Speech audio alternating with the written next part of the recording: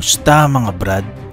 Halina't magbalik tanaw sa mga lumang larawan dito sa Pilipinas na nakunan pa mag-iisang siglo ng nakararaan. Kung bago ka lang sa aking channel, huwag kalimutang i-click ang subscribe button at notification bell para updated ka sa mga kwento at trivia na gaya nito. Let's go! Ang mga lumang larawan sa ating bansa ay sumasalamin sa itsura ng ating kasaysayan. Pinapaliwanag nito kung anong pamumuhay ang meron noon at dito natin maikukumpara kung mas masaya ba ang buhay sa panahon ngayon kaysa sa dati. Ngayon, isa-isay natin at balikan ng mga lumang larawan dito sa Pilipinas. Simulan na natin.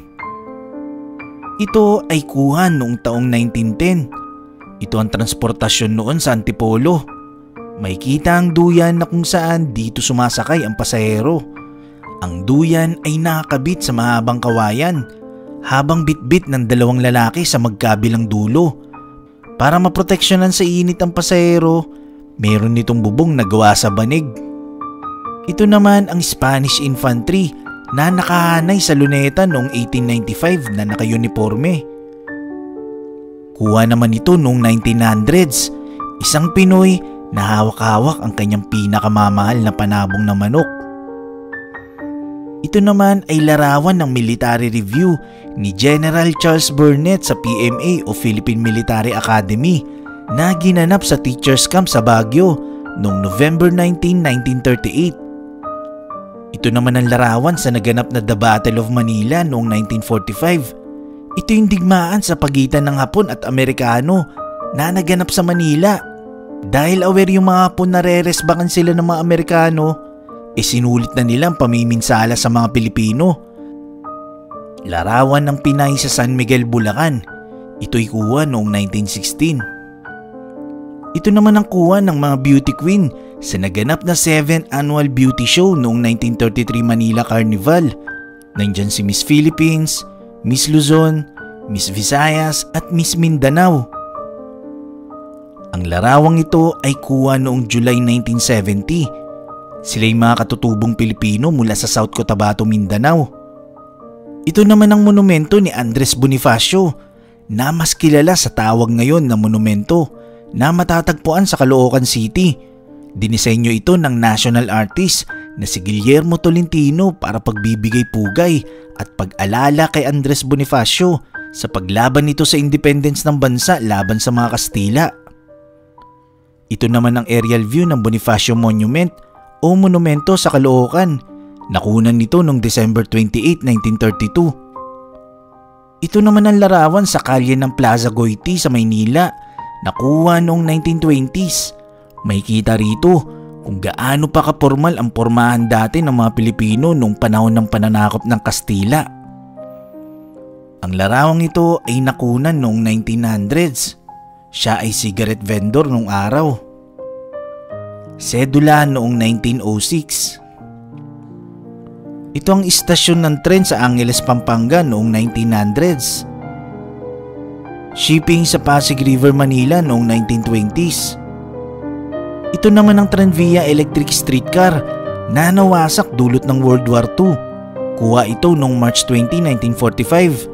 Ang Tranvia ay nagsilbing kauna-unahang railway transport dito sa Pilipinas. Nag-operate ito noong April 5, 1905. Ito naman ang dating palasyo ng Sultan na matatagpuan sa Holosulu. Larawan ng ice cream vendor o mamang sorbetero noong 1900s. Ito na yung pagdating ng Amerikano sa Pasig River para labanan ang mga Hapon sa The Battle of Manila. Ito naman ang larawan ni Nelly Baustid katabi si Antonio Luna. Si Nelly Baustid ang babaeng pinag-agawan ni na Antonio Luna at Jose Rizal na halos magpatayan na sila para lang sa babaeng ito. Ito naman ang Calle Sebastian na kilala na ngayon bilang Hidalgo Street, Quiapo, Manila. Kuha ito bago ang The Battle of Manila noong World War II. Larawan ng Plaza Miranda noong 1940s. Ito naman ang Manila South Road noong 1937. Ito yung mga estudyanteng Pinay noong panahon ng pananakop ng Amerikano. Ito ang larawan ni Juan Ponce Enrile noon sa UP Law Class of 1953. Ito naman ang itsura ng Araneta Coliseum sa Cubao noong 1962. Masyado pang madamo noon dito. Ito naman ay kuha sa Cebu noong 1945 nung sumuko ang mga Japanese nurses sa otoridad. Kuha sa Binondo Street sa Manila noong 1900s. Ito naman ang entrance ng Fort Santiago, Manila. Ito naman ang Town Plaza sa San Pablo, Laguna, na ang larawan sa taas ay kinunan pa noong 1934 at sa baba naman ay taong 2014. Makikita sa kaliwa ang puno ng mangga na halos 100 years nang nakatayo. Munisipyo sa Tanza, Cavite. Shell Gasoline Station sa Davao, kuha noong 1935. Nutriban noong panahon ni dating Presidente Marcos. Ito naman ang EDSA noong 1959. Monumento ni Rizal noong 1949. Wala pang mga gusali niyan sa likod. Quiapo Church, Manila noong 1941. Astig pa talaga ng mga kotse noon. San Miguel Corporation. Nagsimula itong may tatag noong 1890. Kilala pa ito noon sa pangalang Fabrica de Cerveza de San Miguel. Hindi lang ito kauna-una ang paggawaan ng alak sa Pilipinas, kundi maging sa buong Southeast Asia.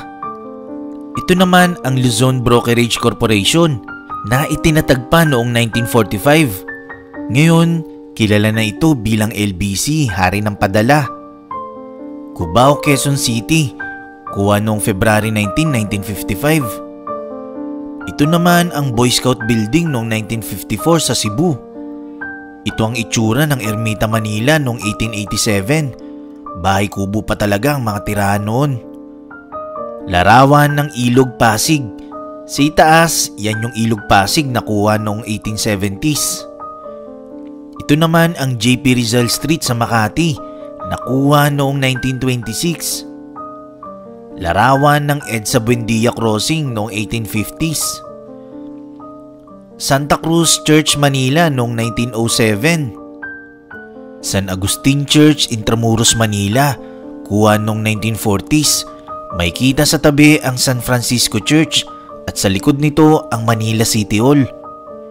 Escolta Bridge at Canal sa Manila, kuha noong late 19th century. Ito naman ang Taft Avenue noong 1900s. Ateneo de Manila sa Intramuros, kuha noong 1887. Ito ay piano class. Ito naman ang Parañaque noon.